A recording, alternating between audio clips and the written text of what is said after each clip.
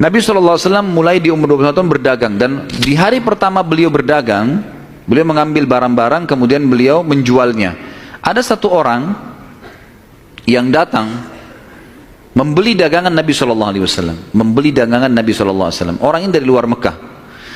Dia datang, ini umur Nabi sudah 21 tahun ya, sudah tinggalin gembalaan, sekarang mulai masuk bisnis. Pada saat Nabi SAW transaksi sama orang ini mengatakan, ini saya bayar cash, hai Muhammad, saya titipin barangnya. Setelah tawaf, saya akan ambil. Orang ini umroh, gitu kan. Tentu dengan cara umroh pada saat itu ya, mereka sambil menyembah berhala dan seterusnya.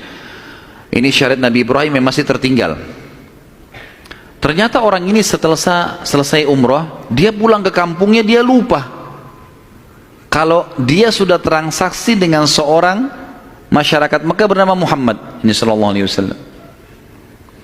Maka orang ini pulang ke kampungnya, 3 hari kemudian baru diingat sama dia. Diingat dia transaksi. Kalau tidak salah bahkan kampungnya orang ini 3 hari dari Mekah. Jadi 3 hari pergi, dia setelah 3 hari perjalanan tiba di kampungnya, 3 hari kemudian baru ingat, sudah 6 hari. 3 hari lagi kembali ke Mekah, 9 hari. Begitu tiba di Mekah, dia buru-buru ke pasar Ukaz. Dia kaget melihat Nabi SAW dalam kondisi yang sama, menjaga barangnya, tidak bergerak di situ terus. Waktu itu belum ada penyumbatan jadi Nabi ya, belum ada syariat, belum ada apa-apa. Lalu orang itu bertanya, hai Muhammad, apakah kau menunggu dari pertama saya terhadap kamu di barang ini? Dia bilang iya, karena anda mengatakan suruh tunggu. Gara-gara itu keluar julukan Muhammad Al-Amin, orang yang paling bisa terpercaya.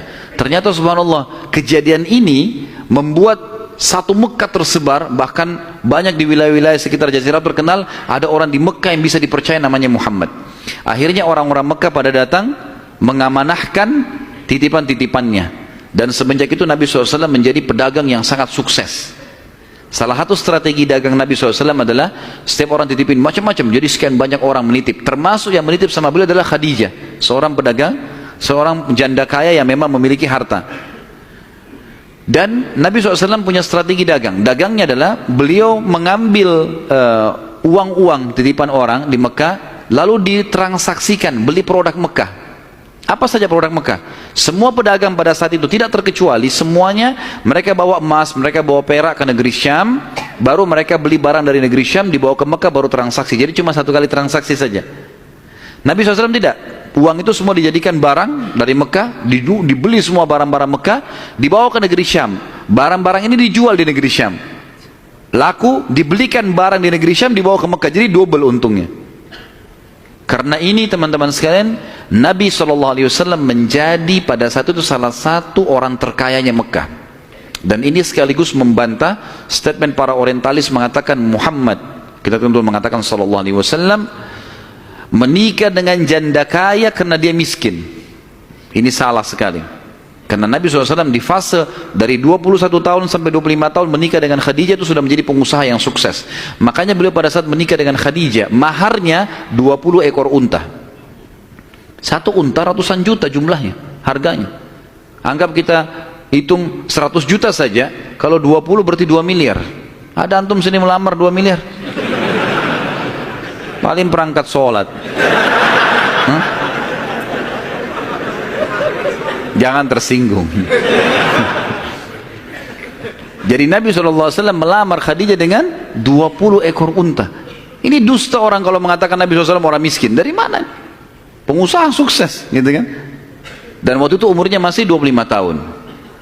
Baik teman-teman sekalian, saya akan tutup pertemuan kita ini dengan, nanti kita akan kembali ke kisah Khadijah ya, radhiyallahu anha, nanti pernikahannya dengan Nabi SAW segala. Tapi ada kejadian yang perlu saya titik beratkan. Kejadian pada saat umur Nabi SAW 12 tahun. Kita review dulu kembali. Waktu umur 12 tahun, kan beliau dari umur 8 tahun sampai menikah kan tinggal sama Abu Talib. Dan Nabi SAW punya akhlak yang baik sekali, mulia sekali. Sampai Abu Talib itu sendiri malu dengan Nabi SAW. Di umur 8 tahun. Anaknya Abu Talib banyak. Kalau istrinya Abu Talib lagi siapin makan, anak-anaknya pada berebut. Nabi SAW duduk di pojok rumah. Enggak sama sekali Enggak berebut. Nanti kalau selesai makan ada sisanya beliau makan. Sallallahu alaihi wasallam. Punya akhlak yang mulai dari masih kecil. Sampai Abu Talib bilang sama istrinya, khusus untuk Muhammad sisipkan makanan. Karena dia tidak ikut berebut sama mereka, gitu kan. Baik, di umur 12 tahun, pernah satu waktu Abu Talib ini mau ke negeri Syam, urusan dagang. Pertama kalinya Nabi SAW, biasanya Nabi ini selalu pemalu, nggak banyak minta dan nuntut ke pamannya. Khusus pada saat itu Nabi SAW bergantung di bajunya Abu Talib, nggak mau lepasin. Pokoknya dia mau ikut. Abu Talib heran, tidak pernah Nabi SAW berperilaku begini. Musyawarah sama istrinya, nggak pernah Muhammad begini. Kenapa seperti ini? Pasti ada sesuatu gitu. Maka setelah musyawarah, kayaknya dibawa aja deh. Dibawalah ke negeri Syam. Pergilah Nabi SAW bersama dengan Abu Talib dan kafilahnya.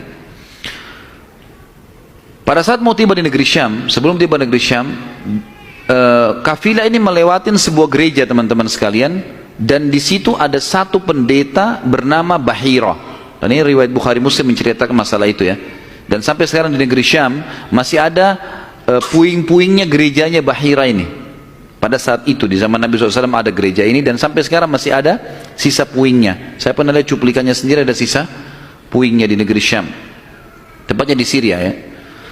Kemudian teman-teman sekalian, pada saat melewatin kafilah ini melewatin gereja, si Bahira ini kepala pendeta di gereja itu memang lagi nunggu informasi tentang Nabi terakhir nih. Dia ngeliat-liat di jendela gerejanya, setiap kafilah lewat dilihat sama dia, terutama yang dari Jazirah Arab. Secara kebetulan dengan hikmah ilahi lewat kafilahnya Abu Talib, dan kafilah ini agak berbeda dengan yang lainnya. Kafilah itu berarti 3 unta ke atas ya, baru dinamakan kafilah. 3 ekor unta ke atas baru dinamakan kafilah. Setiap waktu lewat kafilah Abu Talib ini ada awan yang menaunginya. Beda dengan kafilah lain, padahal lagi terik matahari. Dan tidak sengaja kafilah Abu Talib istirahat di sebelah gereja, dan ada pohon-pohon kurma yang berderet, itu semuanya seperti menundukkan daun-daunnya ke kafilah itu. Pendeta ini perhatikan, kafilah tanya ini, kirim satu orang, tanya mereka kafilah dari mana nih? Jawabannya dari Jazirah Arab. Dari mana? Dari kota Mekah.